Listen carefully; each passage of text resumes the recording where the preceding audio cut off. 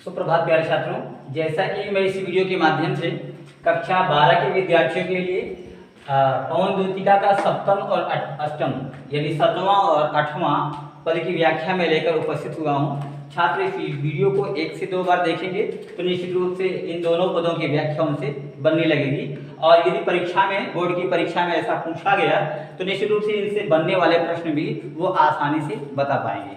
तो चलते हैं प्यारे छात्रों। सबसे पहले आप जाने ये मंदाक्रांता छंद में है और मंदाक्रांता छंद में 17 वर्ण होते हैं और 17 वर्ण में प्रथम 4 वर्ण और द्वितीय 6 वर्ण और अंतिम 7 वर्णों पर चरणांत यति होती है। तो आप सबसे पहले इसका वाचन करें प्यारे छात्रों। लज्जाशीला पथिक महिला जो कहीं दृष्टि आए, होने देना विकृत वसना तो न तू सुंदरी को, जो थोड़ी भी श्रमित वह हो गोद ले शांति खोना, होठों की और कमल मुख की म्लानताएं मिटाना। तो देखिए प्यारे छात्रों, यहाँ पर राधा जी ने पवन को कुछ संदेशा प्रेषित किया। हालांकि आप जानते हैं कि राधा जी ने पवन को अपने प्रियतम भगवान श्री कृष्ण के पास संदेशा भिजवा रहे हैं और वो पवन को कुछ सचेत कर रहे हैं कि हे पवन, रास्ते में तुम्हें अनेक स्थल प्राप्त होंगे, उन स्थलों पर तुम्हें कैसी कैसी क्रियाएं करना है, तुम क्या क्या करोगी, इसका यहाँ उल्लेख करते हुए राधा जी कह रहे हैं कि हे पवन, लज्जाशीला पथिक महिला जो कहीं दृष्टि आए। हे पवन, मथुरा के रास्ते में जाते हुए यदि तुम्हें रास्ते में कोई पथिक महिला, कोई राहगीर स्त्री जो राह में चली जा रही हो, ऐसी राहगीर स्त्री जो कहीं दृष्टि आए, यदि तुम्हें रास्ते में कहीं पर दिखाई दे, और लज्जाशीला, और ये गुण और उन्होंने बताया कि ये राहगीर महिला कैसी है, लज्जा और शील गुण से युक्त हो।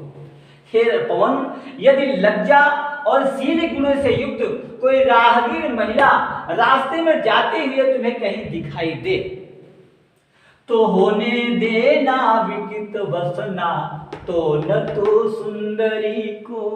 तो हे पवन, तुम इतने तीव्र गति से वहां चलायमान ना होना, उसके कपड़े कहीं इधर उधर हो जाएं, उसके कपड़े अस्त व्यस्त हो जाएं और उसके वह लज्जा और शील गुण भंग हो जाए। प्यारे छात्रों, आप जानते हैं कि महिलाओं का सबसे बड़ा गहना या आभूषण उसकी मर्यादा होती है, उसकी लज्जा होती है। और निश्चित रूप से अगर वायु अगर तेज चलेगी तो हो सकता है कि उसका दुपट्टा कहीं उड़ जाए या उसके पल्लू कहीं उड़ जाए और उसका वह सुंदर चांद जैसा चेहरा सब देख लें और उसका जो लज्जा थी, उसकी जो मर्यादा थी वो उखड़ जाए। इसलिए ऐसा ना हो, इसलिए राधा ने यहाँ पवन को सचेत किया कि हे पवन, यदि लज्जा और शील गुणों से युक्त कोई राहगीर महिला तुम्हें उस मथुरा के रास्ते में जाते हुए दिखाई दे तो तुम इतने तीव्र गति से क्रियाशील ना होना कि वह विकृत वसना हो जाए, उसके कपड़े अस्त व्यस्त हो जाएं। तो होने देना विकृत वसना तो न सुंदरी को, तुम इतने तीव्र गति से चलायमान क्रियाशील ना होना कि उस सुंदरी के कपड़े अस्त व्यस्त हो जाएं और उसके लज्जा और शील गुण समाप्त हो जाए। अर्थात बहुत ही धीरे धीरे गति से वहां क्रियाशील होना।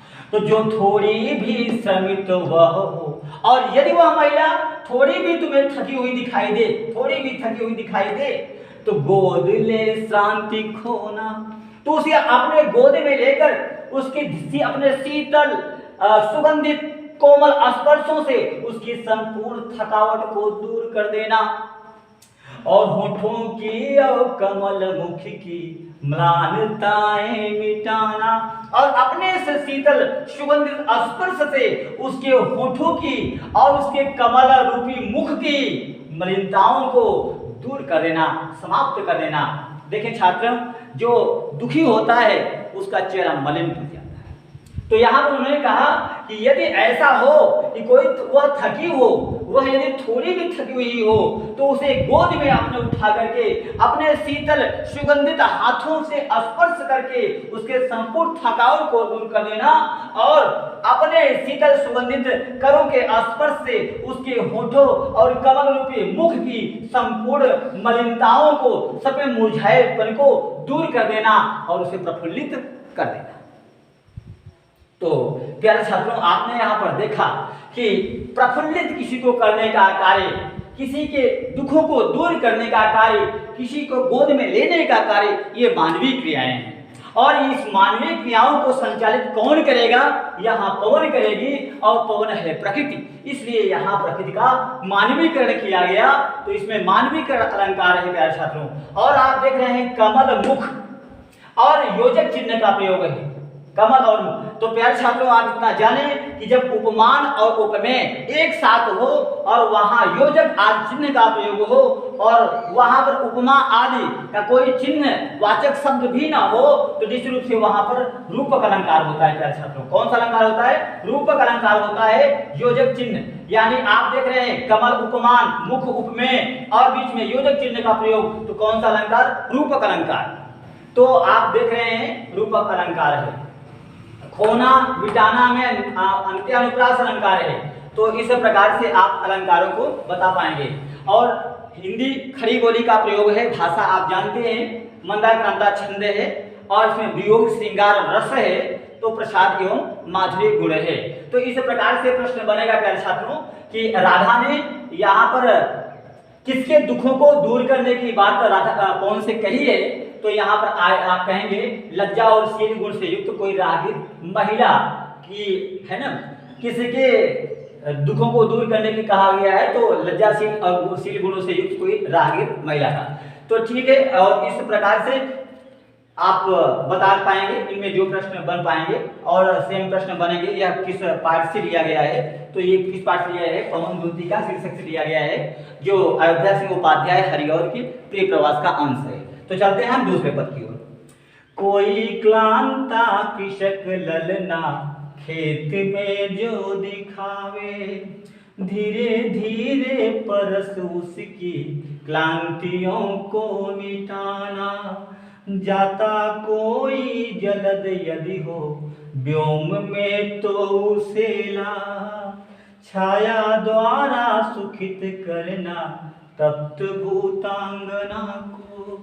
तो प्यारे छात्रों देखें, कोई क्लांता, यहाँ पर उन्होंने बताया कोई क्लांता कृषक ललना, यानी कोई कृषक किसान की ललना वाली पत्नी, क्लांता माने जो थकी हुई हो। यदि हे पवन, यदि तुम्हें मथुरा के मार्ग में कोई किसान की पत्नी जो खेत में निरंतर कार्य करने से थक गई हो और खेत में जो दिखावे, यदि तुम्हें खेत में कार्य करते हुए दिखाई दे, तो धीरे धीरे परस उसकी, तो अपने शीतल सुगंधित स्पर्शों से धीरे धीरे उसके शरीर का स्पर्श करना, क्लांतियों को मिटाना और उसके संपूर्ण क्लांतियों को, संपूर्ण थकावट को तुम दूर कर देना। प्यारे छात्रों, आपको पता होगा कि अगर कोई भी व्यक्ति धूप में अपने खेतों में काम कर रहा होता है और अचानक बादल घिराते हैं या अचानक हवाएं बहुत शीतल चलने लगती हैं, तो निश्चित रूप से उसकी थकावट दूर होने लगती है और उसे सुख का एहसास होने लगता है। तो यहाँ पर भी किस प्रकार से अपने कोमल सुगंधित स्पर्शों से उस किसान की पत्नी को प्रसन्न करना है, इस तरह की राय दे रही है। तो कहे कोई क्लांता कृषक ललना खेत में जो दिखावे, यदि किसान की कोई पत्नी क्लांता माने जो दुखी हो और खेत में कार्य करते हुए थकावट के कारण दुखी हो और खेत में कार्य करते हुए तुम्हें दिखाई दे, तो अपने धीरे धीरे क्रियाशील होकर अपने शीतल सुगंधित हाथों के स्पर्श से उसकी क्लांतियों को, उसके दुखों को दूर कर देना। और जाता कोई जलद यदि हो व्योम तो इसला, यदि कोई बादल, व्योम माने आकाश और जलद माने बादल। प्यारे छात्रों, बार बार परीक्षा में पूछा था जलद और जलज में अंतर। तो जलज माने जल से उत्पन्न होने वाला कमल, और जलद माने जल को देने वाला। जल को देने वाला तो अम्मा भी हो सकती, लेकिन जल निरंतर अम्मा नहीं देती, कभी बहन भी देती है, इसलिए वो जलद माने अम्मा नहीं होगी। तो जो निरंतर जल देने के लिए माना जाता है वो है बादल, यानी निरंतर जल देता है, तो जल को देने वाला जो रूढ़ है वो है बादल। और जलज माने कमल। इसी तरह से वारिद लिखिएगा, वारिद, वारिद माने भी क्या? बादल, और वारिद माने क्या? कमल। इस तरह से वारिद, जलद, इस प्रकार से शब्द आते हैं। तो जाता कोई जलद यदि हो व्योम में तो फिला, यदि कोई बादल आकाश मार्ग में ज्यादा हुए तुम्हें दिखाई दे तो अपने गद से क्रियाशील होकर उस बादल को तुम उस किसान की पत्नी के पास लाना और छाया द्वारा सुखित करना तप्त भूतांगना को। ऐसे धूप में संतप्त भूतांगना माने स्त्री, यानी ऐसे धूप में संतप्त स्त्री के छाया द्वारा उस बादल की छाया से उसे सुखी कर देना, उसे सुख युक्त कर देना। फिर से एक बार देखें, हे पवन, अगर तुम्हें किसान के रास्ते में किसान की पत्नी खेत में कार्य करती हुई दिखाई दे और उस निरंतर कार्य करने से यदि वह थकी हुई तुम्हें दिखाई दे तो धीरे धीरे क्रियाशील होकर अपने शीतल सुगंधित हाथों के स्पर्श से उसकी संपूर्ण थकावट को दूर कर देना। और यदि आकाश मार्ग में कोई बादल तुम्हें जाता हुआ दिखाई दे तो अपने क्रिया से अपने गद से उसे ले आकर के छाया द्वारा सुखित करना तप्त भूतांगना को। उस बादलों की छाया से ऐसे धूप से संतप्त स्त्री को सुखी बना देना, सुखी कर देना।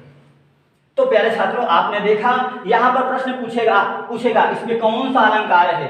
तो आप प्यारे छात्रों देख रहे हैं कि किसी को सुख प्रदान कौन कर सकता है, मानव कर सकता है। तो यहाँ पर मानवीकरण अलंकार है। कौन सा अलंकार है? मानवीकरण। और आप देखें धीरे धीरे शब्द रिपीट हुआ है तो पुनरुक्त प्रकाश अलंकार। तो पुनरुक्त प्रकाश अलंकार पूरे मानवीय अलंकार और मान्यताक्रांता छंद वियोग श्रृंगार प्रसाद एवं माधुरी गुण। तो इस प्रकार से बनने वाले प्रश्न आप बता पाएंगे। और निश्चित रूप से इस वीडियो को प्यारे छात्रों 1 से 2 बार आप देखिएगा और 1 से 2 बार आप देखेंगे तो हमें आशा है नहीं पूर्ण विश्वास है कि इन दोनों पदों से बनने वाले जो भी प्रश्न हैं, जो भी व्याख्याएं हैं वो आपके समझ में आ जाएंगी। तो जैसा भी हो आप कमेंट करके बताइएगा। नेक्स्ट वीडियो में सुधार करके पुनः आपके सामने उपस्थित होऊंगा। तब तक के लिए धन्यवाद। सुप्रभात।